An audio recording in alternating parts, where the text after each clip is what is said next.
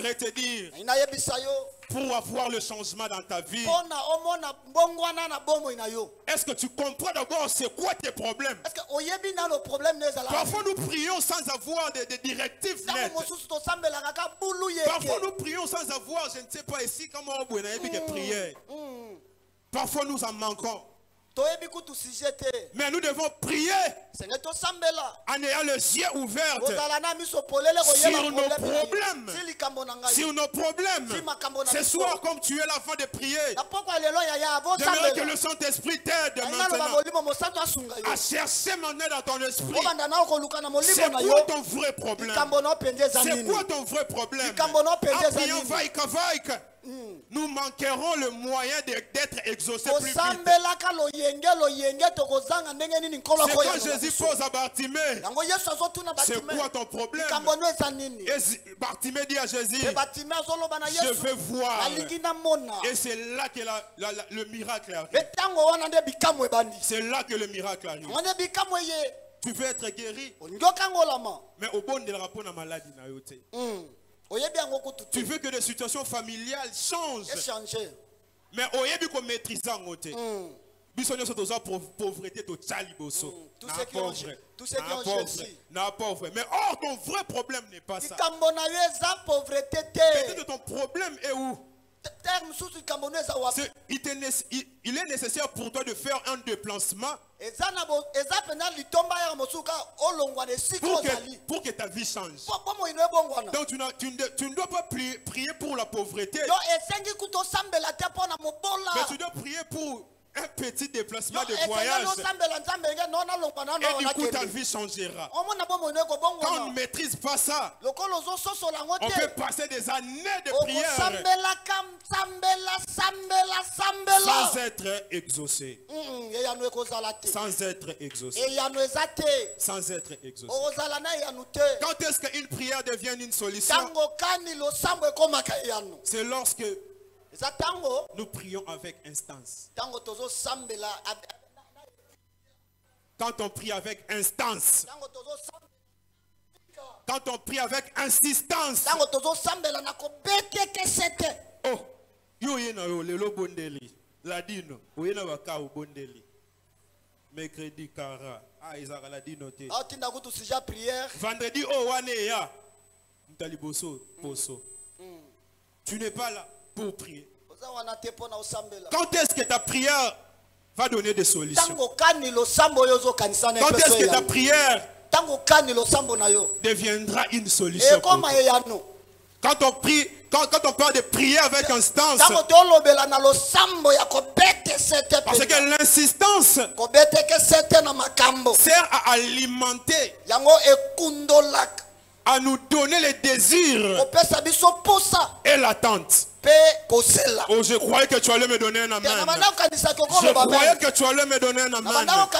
Avoir l'insistance dans la prière nous donne le désir, nous donne l'attente de rester là dans la prière et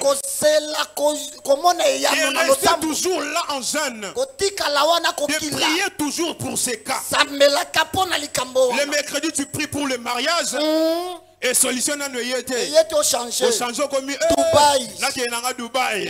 Le vendredi prochain tu pries, je ne sais pas pour la maladie.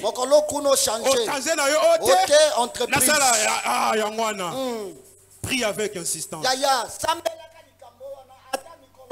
Cherche à avoir des dossiers en main. Insiste sur ça. Insiste sur ça. Dans le livre de Jacques 5:17 est en train de dire Élie était un homme de la même nature que nous. Mais ce même Élie, il a prié avec insistance afin que la pluie ne tombe pas. Et la pluie n'a pas tombé. Et c'est toujours ce même Élie qui prie avec insistance pour que la pluie tombe. Et la pluie a tombé.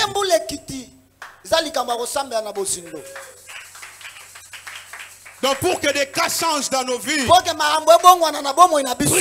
avec insistance. Prions avec insistance. Restons là dans la prière. Même si tes genoux se fatiguent, même si tu ne vois rien dans tes yeux, même si les cas ne changent pas, mais je t'exhorte ce soir, reste là dans la prière. Reste là dans la prière. Reste là dans la prière. Plie tes genoux. Plie tes genoux. Et prie. Et prie jusqu'à ce que la solution va venir. Jusqu'à ce que la solution va venir. Amen. Amen. Amen. Amen. La prière solution. La prière solution. Pourquoi nous devons encore prier? Nous devons encore prier pour des cas qui tardent. Pour des cas qui tardent. Pour des cas qui tardent. Oh, l'Éternel nous a donné des prophéties. L'Éternel a prophétisé à travers ce prophète. L'Éternel a placé des bénédictions. Mais pourquoi ça tarde? Mais pourquoi ça tarde? Mais pourquoi ça tarde? Je suis dans le livre de Daniel 10. Ou plutôt dans le 9 d'abord. Daniel a reconnu que les 70 années est passé de la prophétie de Jérémie. Son peuple devait maintenant être libéré. Et il n'y avait pas de changement. Il n'y avait pas de changement. Dans le chapitre 9, Daniel prie pour rappeler à Dieu que le temps que Dieu avait placé est déjà passé. Mais pourquoi il n'y a pas de changement? Mais dans le chapitre 10, le Dieu du ciel envoie l'ange Gabriel pour apporter des réponses aux prières de Daniel. J'aimerais te dire, pour ta vie, pour tes cas qui tardent encore, prie encore, prie encore, prie encore. Parce qu'après avoir prié, Dieu envoyera Gabriel dans ta vie. Dieu envoyera Gabriel dans ta vie pour t'apporter des solutions, pour t'apporter des résultats. Je suis en train encore de voir Élie. Le chapitre 18 que nous avons lu. Amen. En commençant au verset 41. Élie avait prophétisé que la pluie ne tombera pas pendant 3 ans. Après avoir vaincu le prophète de Baal et Astarté, Élie avec le roi Akab. Élie monte au mont Carmel pour prier. Et il plie ses genoux. J'aime la Bible parce qu'il y a des précisions claires. Il plie ses genoux jusqu'à ce que sa tête est arrivée jusqu'à ses pieds.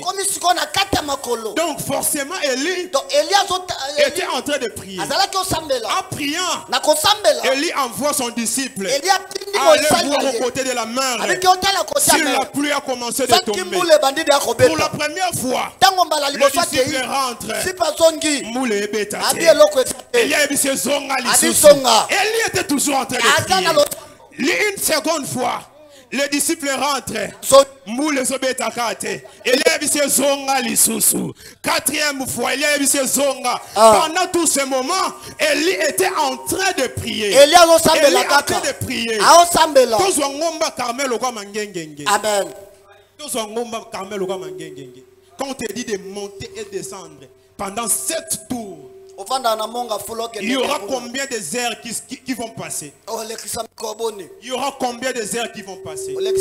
Donc forcément, pour que la pluie tombe, Élie avait ses genoux pliés toujours, en train de prier son Dieu, que le ciel s'ouvre et que la pluie tombe. Et que la pluie tombe.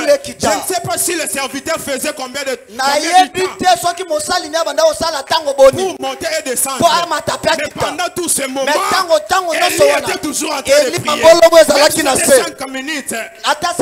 Mais parce qu'il y avait déjà prophétisé que la pluie doit tomber. Mais il n'a pas vu que la pluie tombe. Élie s'est dit à lui. Pourquoi ça tarde? Pourquoi ça tarde? Donc je dois rentrer dans la prière pour que ça change. Pour que ça change. Tu as prophétisé pour toi le mariage. Mais pourquoi ça n'arrive pas? J'ai une réponse pour toi. Parce que tu ne pries pas pour ça. Dieu a prophétisé pour toi le voyage. Mais pourquoi tu ne voyages pas? J'ai une réponse pour toi. Parce que tu ne pries pas pour ça. Des cas qu'il faut que tu pries pour ça, tu ne pries pas pour ça. Des cas dont Dieu a déjà tracé et arrangé, mais toi tu amènes ta force à prier là-bas. Maintenant comme ici à l'église, tu ne peux prier pourquoi? Uniquement pour l'activité Zawa. C'est juste pour ça. Mais tu ne peux pas venir ici pour ne dire que non, on n'a pas ce temps-là. On doit être prêt pour l'activité. C'est ça. C'est ça. Pour des cas changent dans ta vie, ceux qui ont encore tardé, il faut prier. Il faut prier. Il faut prier. Amen. Amen. Est-ce que tu peux acclamer pour ce Dieu? Il faut. Acclame, acclame, acclame, acclame. Acclame encore pour la gloire de ce Dieu. Amen. Pourquoi encore il faut prier? Ou comment encore nous devons prier? Il faut prier lorsque nous sommes devant les grands moments de la vie. Lorsque nous sommes devant les grands moments de la vie. Quand je parle de grands moments, je veux juste parler d'un temps où nous devons choisir. Un temps où nous devons faire des choix et prendre des décisions. C'est ça le grand moment de la vie. C'est ça le moment de la vie. Par exemple, je vois une sœur et elle veut m'épouser. Avant de faire ce choix, ou avant de dire ça, je dois prier. Parce que c'est un grand moment pour ma vie. De la même façon pour toi. C'est quoi le grand moment de ta vie? Réfléchis. C'est quoi le grand moment de ta vie? Je ne sais pas si à l'instant ici nous sommes. Tu veux te relancer dans l'entrepreneuriat. Parfois tu veux te relancer dans les études. Mais avant d'entamer ça, il faut prier. Amen. Est-ce que tu peux balancer ta main? Amen. Devant le grand moment de la vie, avant de faire des choix, avant de prendre des décisions, nous devons prier. Luc 6, 12. Luc chapitre 6, verset 12. Il est écrit, ces jours-là, il sortit pour aller à la montagne. Il sortit, pour prier. Et toute la nuit, il était en train de prier son Dieu. Ici, Luc parle de Jésus-Christ. Jésus a prié toute la nuit avant de faire un pas dans son ministère. Avant de prendre une décision pour son ministère. Donc la décision c'est quoi? C'est de choisir ses disciples. Les matins dont Jésus avait choisi le disciple, toute la nuit Jésus a passé cet instant à prier. Jésus avait prié avant de choisir ses disciples. Mais nous avons remarqué qu'à travers dans ses disciples, il y a eu un Judas qui le trahit. Tu comprends donc Yesu natongo avant asala choix ya bayekoli. Alekisi butu mobimba. Kobondela. Kobondela. Et jusqu'au matin. Et jusqu'au matin. Mais Jésus fait le choix. Aponi pe Judas na tati. Parce yo ozora ba camarade. Yo linyo bala. Yo linyo voyager. Obondela akuite. Conséquence. T'as 3 Judas. Conséquence, ça va Amen. Amen. Donc j'aimerais dire à une personne, Jésus-Christ, le Fils de Dieu, avant de choisir le disciple, il avait prié. Il avait prié. Toi et moi aussi, avant de faire d'autres choix dans la vie, nous devons prier. Lève-toi là où tu es, nous allons prier. Lève-toi là où tu es, nous allons prier. Est-ce que tu peux acclamer pour ce Dieu? Ou est-ce que tu peux acclamer pour ce Dieu? Acclame pour ce Dieu, acclame pour ce Dieu. Acclame pour ce Dieu. Nous devons prier ce soir. Nous devons